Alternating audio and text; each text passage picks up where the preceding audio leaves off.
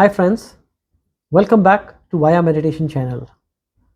We all know that the crux of meditation lies in witnessing. In this video, I'm going to make an attempt to help you locate the witnessing entity. So it's a very basic and a simple video, but it is a fundamental video. Advanced meditators or intermediary meditators may not be so interested in this topic, but this is very relevant for beginners.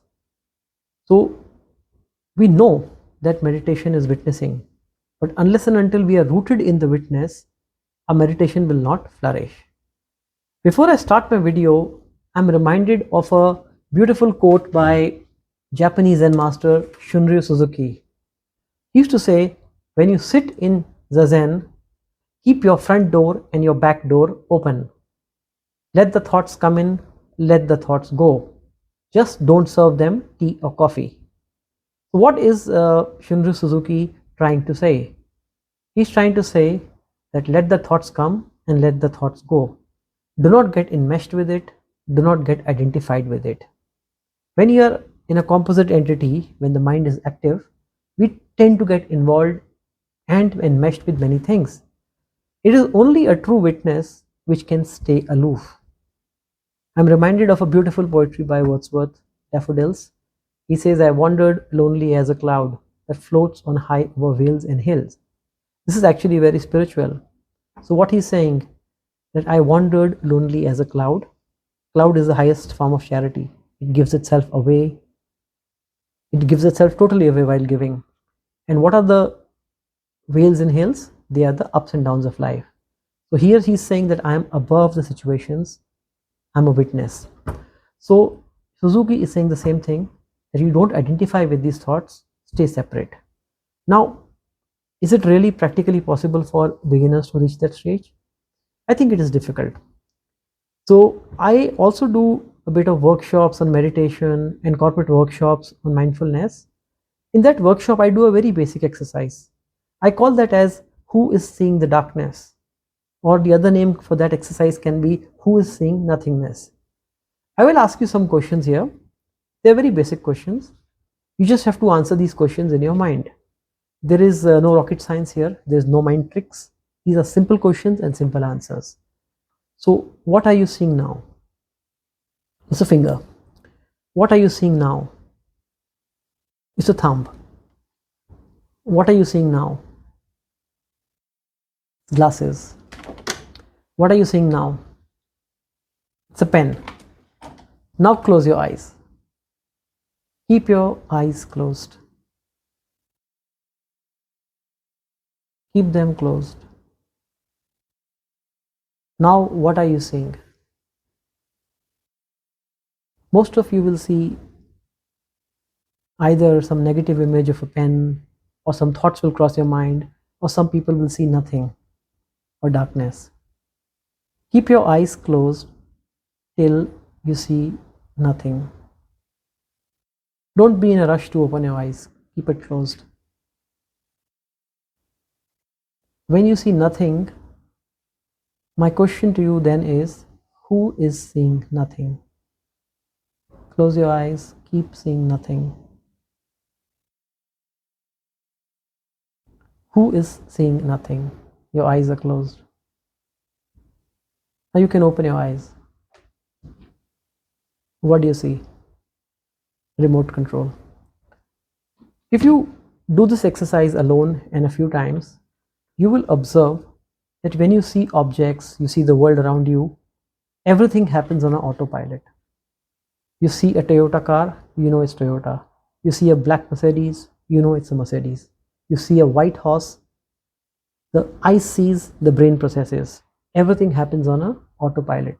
It's like a mechanical mode. You are running on a mechanical mode. But when you close your eyes and try to observe the darkness, now you get a little cord, a little thread that you can catch hold of the witness. So who was seeing the darkness? It was the witnessing entity inside you. When you open your eyes, there are so many things happening around you. Your senses are so active. There's so much images in the world that you lose the thread of the witness. Hence, a lot of wisdom traditions stress on meditating with the eyes closed. Because when you close the eyes, that is the first time you can catch hold of the witnessing entity. So when you're meditating, you have to stay rooted in that witnessing entity. If you can do that, and you can stay rooted in that witnessing entity, your meditation will flourish. And God willing, you will even have a full experience of the soul.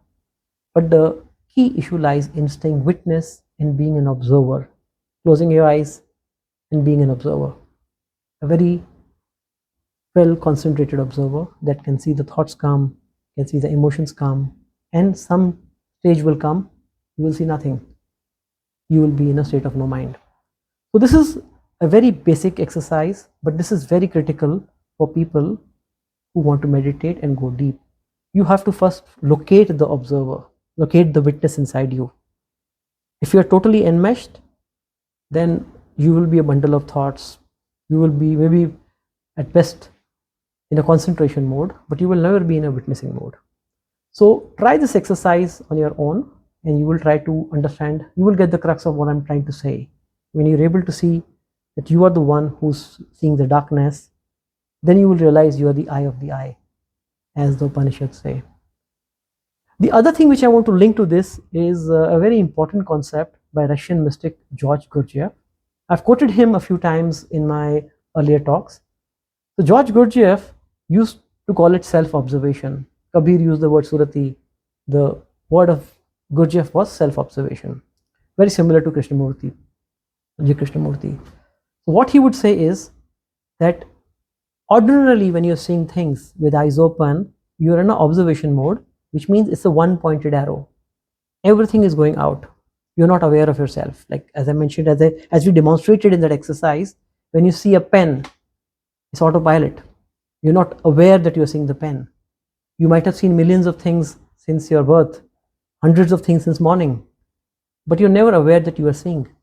But when your eyes are closed, you have an ability to maintain the position that yes, you are seeing the darkness.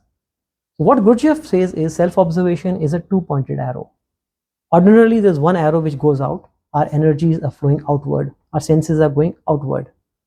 But when you're able to self-observe, means an arrow comes back to you. So it's a two-pointed arrow. Energies are not leaving you. Something is coming back to you. So what is coming back? Basically, you are rooted in the witness. So right now I'm making this video. It's a very subtle topic. It's a sublime topic. So when I'm making this video, I'm very rooted, and I can see myself talking, and I can see myself speaking, which means while I am speaking, I'm engaging my senses. Something is coming back, and I'm rooted in the observer, the same observer which was seeing the darkness. For intermediary and advanced meditators, this will not be a complex subject. It's fairly simple. But for beginners, this is very, very critical. Try to repeat the exercise that I mentioned. Try to close your eyes and try to see who is seeing the darkness. That is you, the observer inside you. If you look at your own body, as I've given an example in an earlier talk, I was a child, then I became a teenager. I'm a middle-aged man. Hopefully I will be an old man.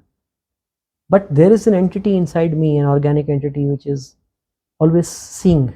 The me, the one that sees myself in the mirror, does not change. It is as fresh. That is the observer inside us. So if your meditation has to go deep, you have to be rooted inside that observer. Try it and you will get the thread. Once you get the thread, stick with it. When you sit in meditation, you become that observer. And then whatever comes, let it come, let it go. You stay unshaken. As I always say, meditation is a very hard subject. Please subscribe and share the videos and spread the word. Thank you so much. Have a good day.